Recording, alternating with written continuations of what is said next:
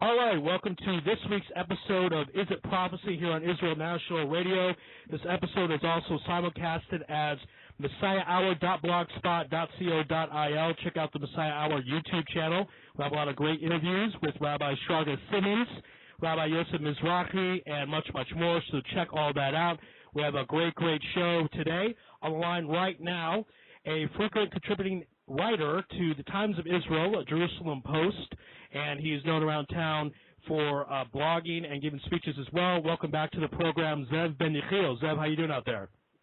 Good, thanks. Now you can add position as the news desk coordinator at Tetzpit News Agency to the introduction. Oh, great. Okay, excellent, and congratulations and Mazal Tov on that. And let's get right into it, because I was telling some friends of mine, I'm very happy that I have this show every week, but certain weeks all the more so because this story with Stephen Solov, may he rest in peace, a U.S. Israeli journalist killed by ISIS, it was just so crippling to see that picture, that image of right before he's about to be beheaded by these evil terrorists. And I wanted to start with, first of all, I don't say I'm surprised, but I'm still kind of shocked we haven't heard more from President Obama on this. He's an American citizen. I think we know the answer to that, but give us your answer. How come we haven't heard more out of the White House of this terrible act? Well, I can't speak for Obama or the White House. I can speak as a Jew and say that as every Jew around the world right now is mourning, I join the mourning. This is a huge tragedy for our people. No matter how hard Salkov tried to hide his Jewish identity, we know he didn't do it out of shame, out of anything but desire to preserve his own life. And I think, in fact, the Torah tells us that we're commanded to preserve our life when we can, outside of a few exceptional circumstances. But in any case, I think that it's, like I said, it's a huge tragedy for the Jewish people, and I think it's a wake-up call. I think it's something that Jews around the world need to understand, that we're not immune anywhere we are from the threat of radicalized Islam that seems to be spreading like a cancer in certain parts of the world.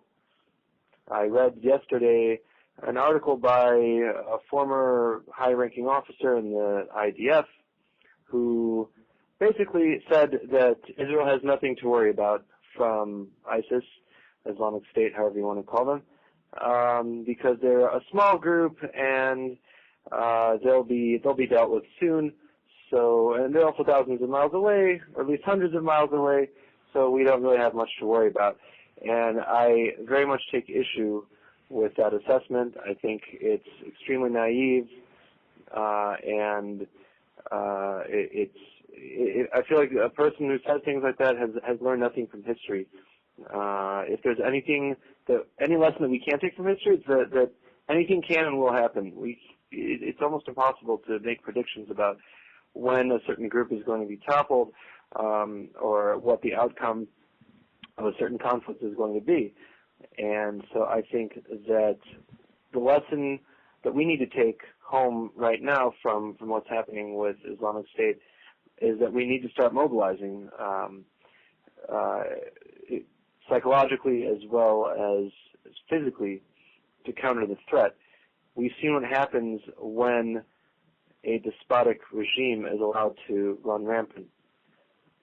And the results are catastrophic, and they impact the people who suffer the most are often the same people who disregarded the danger that they're in. Now, I want to, before we talk more about ISIS and how this could play on the global scheme, because people listening might say, why are you talking this on a Messiah show? Well, certainly we'll get into that, but I want to first talk about, I find it fascinating that Solov was able to observe Jewish customs. He was able to fast on Yom Kippur while captured. He apparently saw which way the Muslims prayed and then figured out where Jerusalem was and prayed towards there. So talk about that. That is truly, I don't even know where to begin. I mean, that's a special soul to think about trying to keep Jewish ritual while under the captivity of Muslim extremists, Islamic terrorists? Well, definitely. The Torah compares Am Yisrael, the people of Israel, to an egg, if I'm not mistaken. That the hotter the water, the harder we become boiled, the tougher we become. And we can see it in cases where we're up against oppression or forces that are trying to destroy us. It's precisely those moments that our strength and our resilience and our commitment to our heritage, to our divine imperative, our gift of the Torah and of our role as the Holy Nation. That's when we cleave to these things the most. And so it's not entirely surprising to me to hear this, that this young man was able to adhere to his faith until the last days. Now, also what I'm curious about is, I mean, he was captive for a long time. How come there were not more done to try to get him freed? I mean, apparently there was some attempts to some degree, but I feel like perhaps maybe was not enough done, or was there enough done and it didn't work out for the people trying to get him out? Well, God, I'm no expert in this case. From what I do understand, he was in captivity well over a year, and there were some diplomatic efforts made, perhaps, to release him. But I think part of the problem is that you're not dealing with a government that you can speak to in any kind of official capacity. You have to play the game on their terms, and if they're not willing to play, then there's very little you can do outside of direct military intervention. So I'm not going to come out and say that the U.S. Didn't intentionally avoided this issue and didn't come to help Southlaw, or that they aren't speaking out now since his murder because of any kind of specific nefarious reason. I just think that it's quite possible that the U.S. right now, in its position, in its military and diplomatic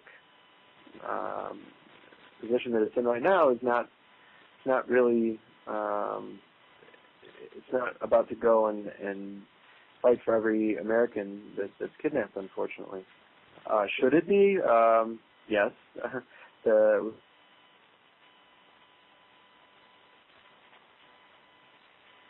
country can achieve results in getting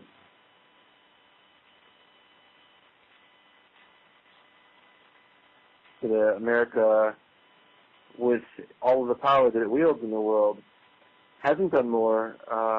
It doesn't speak well of the government. Let's put it that way. Okay, so doesn't speak well of the government. Is it possible that this horrific incident would change government policy so more is done to get captives freed from Islamic terrorists? I'm sure it's having some kind of effect, but I just can't say what that effect is right now. It's, I think, still too early to gauge, and I think, unfortunately, more is going to have to happen before the world is shaken up to the point where we're going to take decisive action as a global community. I think right now we're still very much in shock and awe phase. We're in shock and awe mode in response to Islamic State. Even though months have gone by, we've been pretty slow to mobilize against the threat. Of course, a small, agile band of terrorists is going to be able to move and respond much more quickly than a superpower like America. At the same time, I think that tactically speaking, we should have already had the ability to begin a counteroffensive. I think what's happening is that we're sort of still held captive by this almost mesmerizing shock of what they're doing.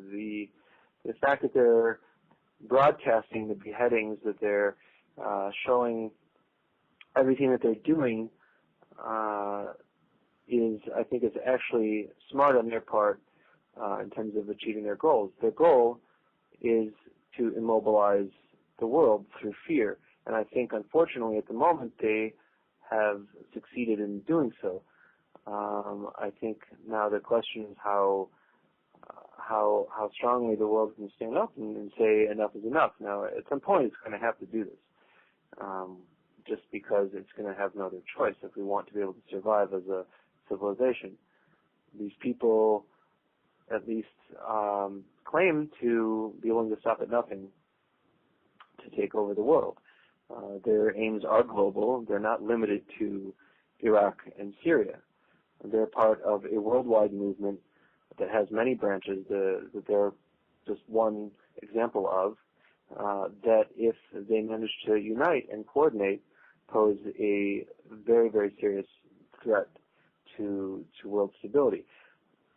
Saudi Arabia, it was revealed yesterday, is pursuing nuclear weapons. That worries me a lot as well. When you have a regime that is so fundamentally fundamentalist, if you will, in their Islamic beliefs, have access to nuclear weapons, that scares me. Because, again, we're dealing with a people who are motivated by a belief system that is not afraid of death, by and large. So the game is a little bit different. When you're dealing with traditional enemies, you can hold out the potential of annihilation as a credible threat. In the case of Islamic regimes, of which Saudi Arabia is a prime example, it's very hard to threaten an enemy with annihilation if they're not really afraid of it. If they really believe that they're going to go to heaven and be rewarded richly in the world to come, then it's a game changer. It makes it that much more difficult to subdue them. I think at least 50% of any war is the psychological front, and if they're winning on the psychological front, then they've already won half the war, no matter how great our military superiority might be. Again, speaking with Ze'ev Ben Yechiel here on Is a Prophecy, also simulcasted as messiahhour.blogspot.co.il. Now, Zev, I had David Bedin on, who is the founder and head of the Israel Resource News Agency, and he seemed to say pretty directly that Islamic terrorists are worse than the Nazis. And I bring this up because you were talking about off the air that at least with the Nazis there's a finite, because they don't believe in an afterlife. They don't believe in any type of eternity, and the Islamic terrorists do. So you just touch upon the difference between the Nazis and Islamic terrorists, if there are differences or what those differences are, because I want people to understand that we're in very serious times, and just because Israel has an army and a state does not mean we don't have a fear or threat, just as we did in the 30s in Germany. I think the fear and the threat is very real. We have a couple hundred miles that separate us from ISIS-controlled areas. We've seen in recent days the al-Nusra Front on the border with the Golan Heights taking over land and border, the only border crossing between Syria and Israel that's administered by the United Nations, the UNDOF, that they've managed to chase out of the area. I don't know what the use of a peacekeeping force is if it can't keep the peace and if it flees at the first sign of conflict.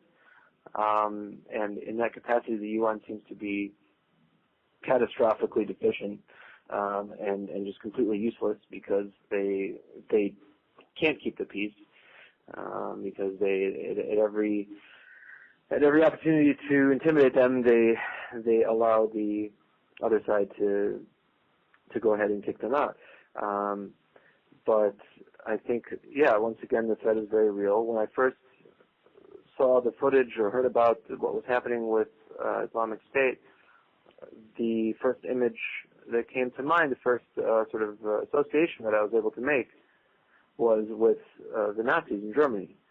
I had trouble thinking of another regime that was so ruthless in its approach.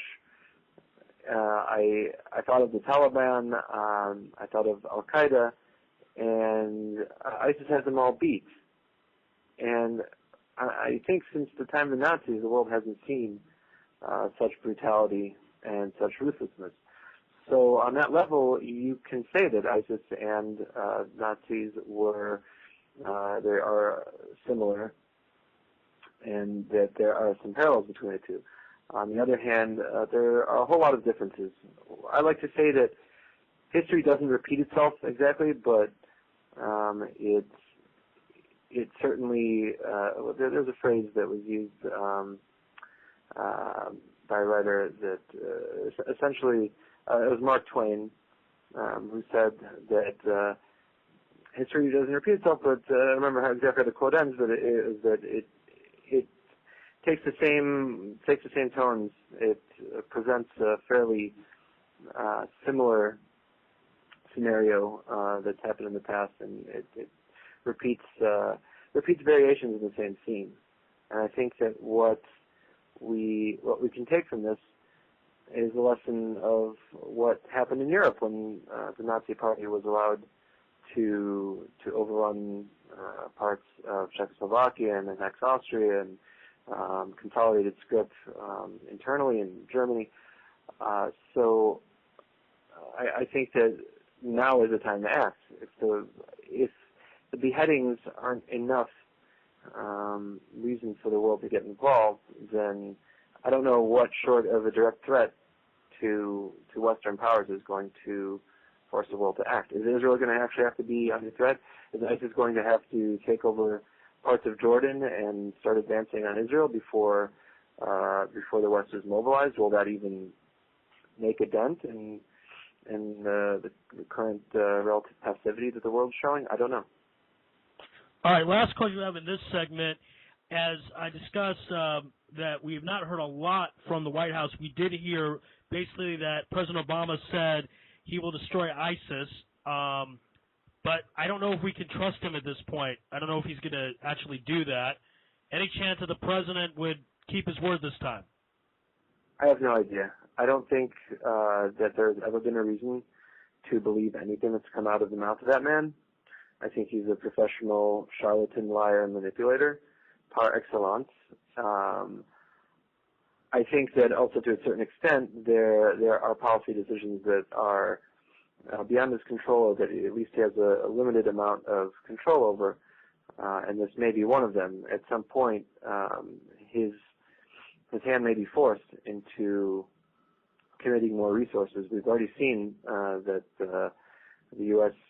was able to bomb certain ISIS forces, and we have the strategic and tactical ability to do so. We still have a military base in Qatar, and we still have some bases left in Iraq that the Iraqi government controls whatever part of Iraq that it has left would be very willing to share with us. All right, we're going to take a quick break. On the other side, in part two, believe it or not, folks, there are people that think the video was faked. That is a common thing on the internet. I'm not making that up. We're going to talk about how stupid that is.